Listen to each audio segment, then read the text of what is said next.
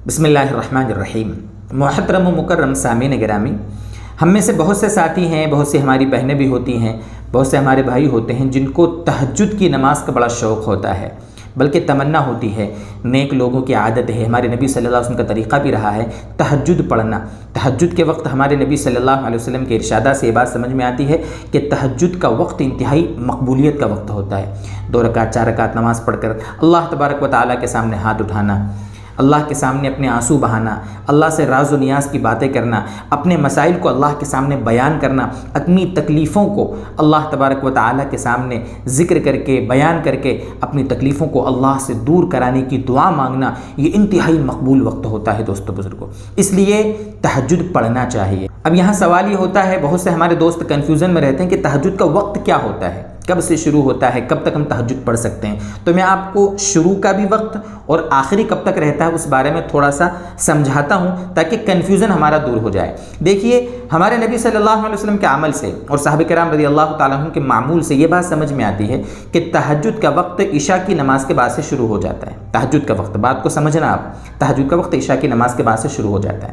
یعنی اگر کوئی شخص عشاء کی نماز سے فارغ ہونے کے بعد، عشاء کی جو سنت ہے، وتر ہے وغیرہ، ان سے فارغ ہونے کے بعد اگر کوئی شخص تہجد کی نیت سے 2 رکعت 4 رکعت 6 رکعت 8 رکعت پڑھ لے گا تو اس کو تہجد کی نماز کا ثواب ملے گا، اور تہجد کے جو فضائل ہیں اس کو حاصل ہوں گے۔ جو بھی روایتوں میں تہجد کے فضائل بیان کیے گئے ہیں ان سب میں وہ شریک ہوگا۔ لیکن علماء نے لکھا ہے کہ افضل وقت تہجد کا وہ ہے کہ انسان سو جاوے اور سو کر اٹھ کر جو نماز پڑھے اس کو زیادہ فضیلت حاصل ہے، وہ زیادہ اللہ تبارک و تعالیٰ کے قرب کا ذریعہ ہے، اس لیے کہ اس میں مجاہدہ زیادہ ہے، تکلیف زیادہ ہے۔ سو کر دوبارہ اٹھنا، وضو بنانا، فارغ ہونا، وضو بنانا، مسواک کرنا وغیرہ جو بھی سنتیں ہیں ان پر عمل کر کے پھر اللہ تبارک و تعالیٰ کے لیے نماز پڑھنا، اس میں چونکہ مجاہدہ اور تکلیف زیادہ ہے، اور جس عمل میں جتنا مجاہدہ زیادہ ہوگا اللہ کی بارگاہ میں وہ اتنا زیادہ قبول ہونے کے اس کے چانسز ہوتے ہیں۔ ہمیں اتنا تو سمجھ میں آ گیا ان باتوں سے کہ بھئی اٹھ کر پڑھنا افضل ہے، تو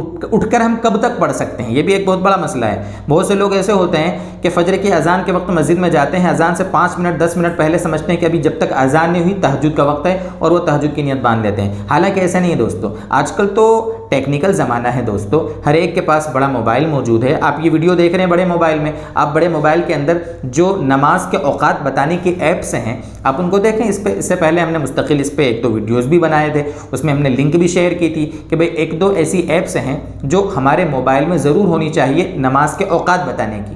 اس میں اگر آپ حنفی ہیں تو حنفی نماز کا وقت سیٹ کریں، شافعی ہیں تو شافعی نماز کا وقت سیٹ کریں، تو وہ آپ کو بتائے گا کہ کون سی نماز کا وقت کب تک ہے کب تک نہیں ہے۔ دیکھو 1-2 ایپس کے ہم لنک بھی آپ کو ڈسکرپشن باکس میں دے دیں گے، وہاں سے آپ ڈاؤن لوڈ کر لیں اور سیٹ کر لیں۔ اب جب آپ تہجد کی نماز پڑھنا چاہ رہے ہیں تو آپ اس میں دیکھیں کہ کہیں فجر کا وقت شروع تو نہیں ہو گیا۔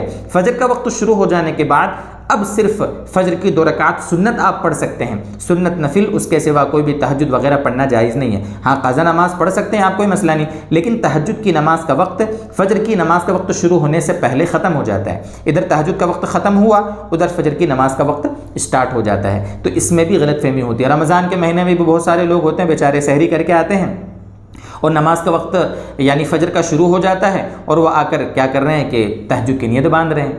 حالانکہ سمجھنا چاہیے ان کو بھی کہ بھئی جب وقت ختم ہو چکا ہے، سحری کا وقت ختم ہو گیا، اس کے ساتھ تہجد کا وقت بھی ختم ہو گیا، اس کے بعد اب فجر کی نماز کا وقت شروع ہو گیا، تو ان چیزوں کا دھیان رکھنا چاہیے۔ اللہ تعالیٰ مجھے آپ کو سب کو اس عظیم نماز کی توفیق عطا فرمائے۔